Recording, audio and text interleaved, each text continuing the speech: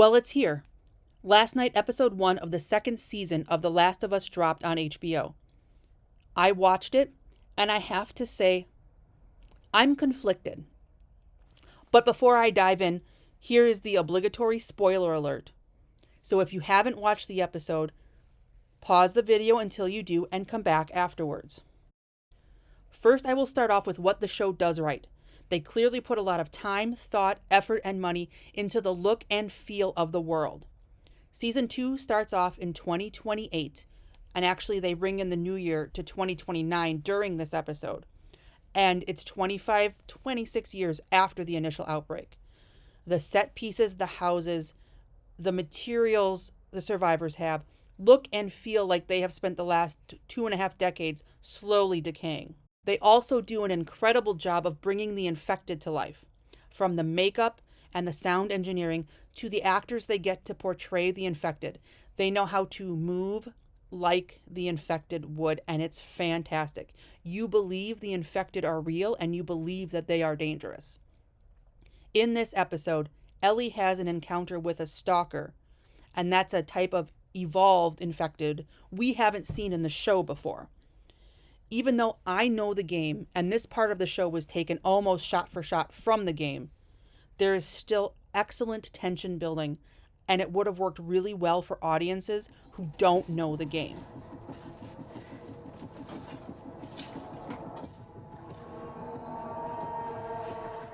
They also return to the biggest change between the game and the show as terms of lore.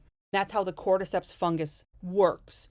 In the game, we are never told exactly where the source of the infection came from, just that it's there, it infects people, and you get it by either being bitten by an infected person or by breathing in the spores that come from the fungus itself or from the corpses of the infected. There's a soldier over there.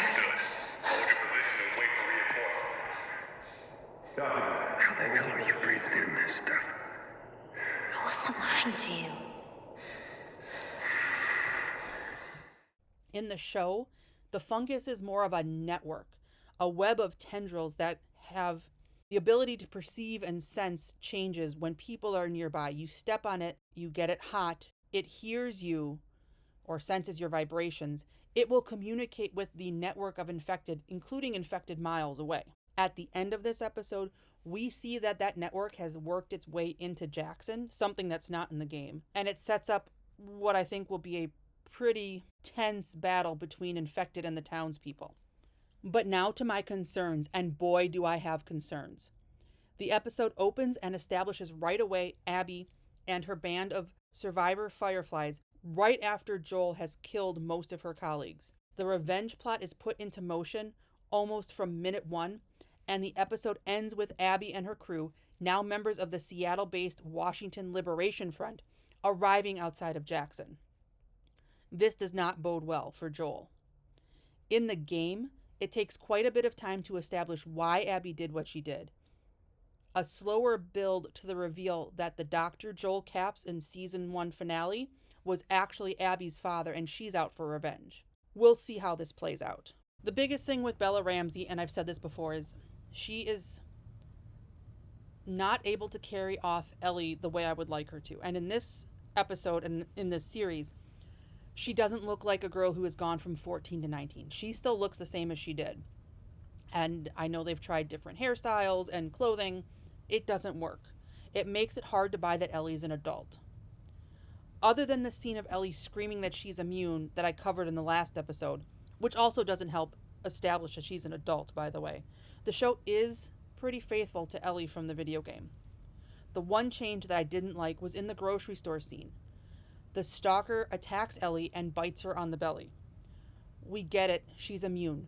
This whole Ellie getting bit thing is something they also did in season 1. It's insane to have her get bitten in a town where infection is a death sentence, in a world where people aren't immune except for Ellie, and in a town that is as religious about patrolling for infected and eliminating the threat as they are in Jackson. It's too big of a risk, but I also think this is where the show writers have backed themselves into a corner with the change in the cordyceps fungus. As I showed in my last video, Ellie tells Dina she's immune when her mask breaks and she's breathing in the spores and not getting affected. The only way they're going to maybe be able to show that Ellie is not susceptible to cordyceps is have her get bitten and have someone see it. I still think it's too big of a risk, but it's the storyteller's way of working around the changes that they've made. Then there's Joel. And let me start by saying, and pardon my French, I fucking called it. In my preview video, I said the scenes in the trailer with Catherine O'Hara were Joel going to therapy, and I knew it, and I was right. Joel wouldn't do that. In the first season, this was the guy who took kneecaps off of hunters because they kidnapped Ellie. Therapy is not his thing. Although I will confess, older Joel with the reading glasses, kinda hot. But Joel lives in a world where resources are scarce. There's a great scene between Joel and his sister-in-law Maria as they talk about what needs to be done to repair buildings in Jackson and make it livable for the constant stream of survivors that are coming to the community. There isn't enough time, there isn't enough manpower, and there aren't enough resources to make all the repairs that they need to. Catherine O'Hara, as much as I love her, would not be holding therapy sessions on her couch. She would be out there repairing houses, canning food, mending clothes, anything to help keep the town running and people alive. It was also a really big missed opportunity to not cast Catherine O'Hara as the founder of the Seraphites. They're a West Coast faction of uber-religious survivors. Cult, let's call them a cult, that's what they are.